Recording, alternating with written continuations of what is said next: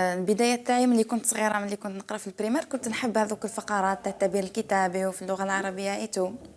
كنت نحب نكتب حاجة متميزة ونكون مختلفة على التلاميذ الآخرين، وكانوا الأساتذة يشجعوني بزاف، كانوا يعني يعجبهم الأعمال اللي نكتبهم والفقرات ايتو.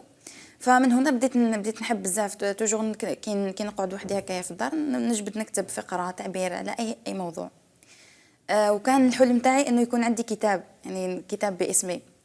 بقى كبر يعني معايا هذا تألفي الحلم. كتاب. نعم.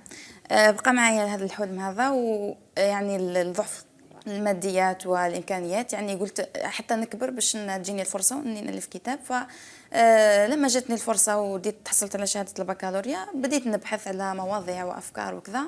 واش درتي والحمد لله التخصص توفقت. يعني بعد البكالوريا؟ لغه انجليزيه. حاليا راني سنه ما ثانيه تبعتيش ادب عربي؟ لا، لا.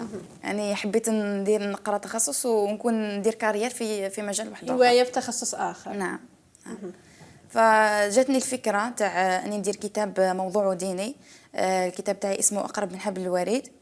وش هو المحتوى تاع الكتاب؟ هي الفكره الاساسيه نتاع الكتاب منين جات انه كنت نحب بزاف الايات من سوره قاف، خاصه الايه 36، بسم الله الرحمن الرحيم.